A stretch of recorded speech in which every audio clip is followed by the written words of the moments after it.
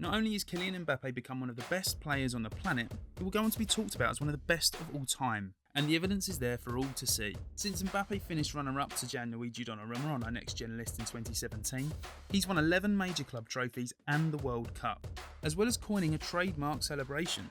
Only the best do that. So how did Mbappé go from French phenomenon to a future great of world football? This is Level Up, Kylian Mbappé.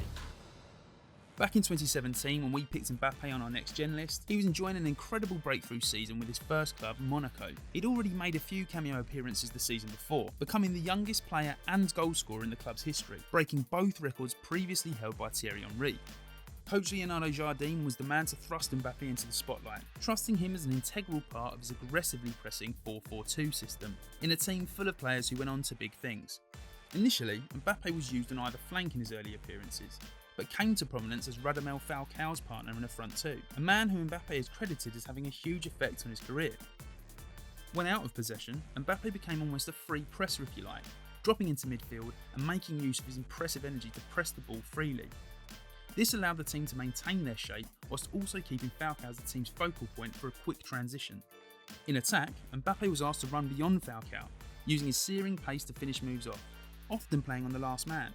He tended to favour drifting out to the left and cutting back inside to penetrate the box, as Monaco adopted a 2-4-4 attacking shape.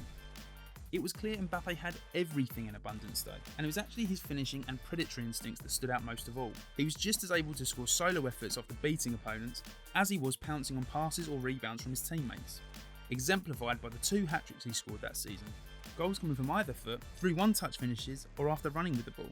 He also scored 6 goals in 6 Champions League games as Monaco went on an unprecedented run to the semi-finals.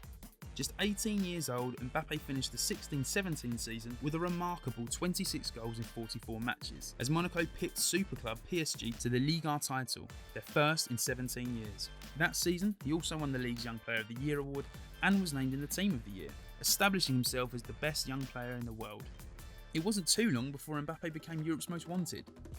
He eventually chose to move to PSG in a record-breaking move worth €180 million, making him the most expensive teenager in history. And quite simply, since moving to Paris, Mbappe's rise has been meteoric, becoming one of the best players on the planet. In the 17-18 season under Unai Emery, Mbappé was eased into the team, mostly used as a right winger in a 4-3-3 system. Initially, he was more of a provider than a goal scorer, playing on the last man to use his pace and tee up the main striker, Edinson Cavani. His goal tally may have been down on the previous season, but his assists were up, and despite being named the Young Player of the Year and in the Team of the Year for a second time, as PSG won a domestic treble, it was clear there was still so much more to come from Mbappé. Enter Thomas Tuchel. Upon his arrival, the German made Mbappé the focal point of the attack, using him almost exclusively as the main striker, always playing furthest forward, always on the last man. But it wasn't so much about tactical deployment, more about personal development and coaching. Under Tuchel's tutelage, Mbappé worked in spatial awareness and movement. With Angel Di Maria and Neymar either side of him, Mbappé worked on making runs earlier and shaping them, moving on the blind side of defenders, so as not to become so reliant on his pace. That said, his dribbling improved too, with less push and run and more sharp changes of direction and trickery, as well as improving his composure when in front of goal.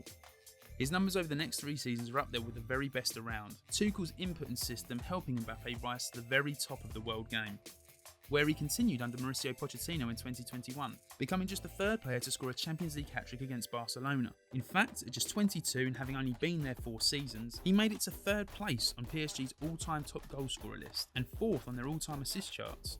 Not to mention an unrivaled trophy haul for a player so young. Unsurprisingly, Mbappé is the talisman for the French national team too, in the most gifted generation in their history. Since making his debut in 2017, Mbappé has been a near ever-present for Didier Deschamps' side, interestingly, often playing on the right of a front 3. Olivier Giroud acts as a target man, feeding balls to the pacey Mbappé or Antoine Griezmann on the other side. It was in 2018 though that it became a household name worldwide.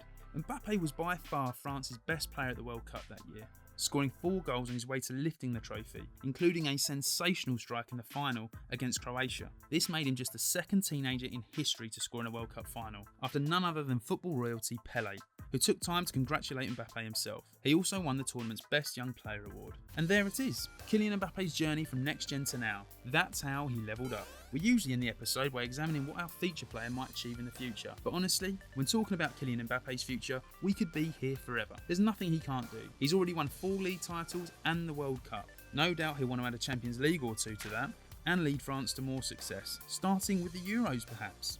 There's also a certain Norwegian that Mbappé will do battle with, no doubt, to determine who really will be the best in the world, post Cristiano Ronaldo and Lionel Messi. But the real question is right now, just how many Ballon d'Ors will he win? And will he end up at Real Madrid? Or at another one of the super clubs? Let us know what you think. Thanks for watching, and keep an eye out for more in our Level Up series, as we look at how our next gen alumni have developed.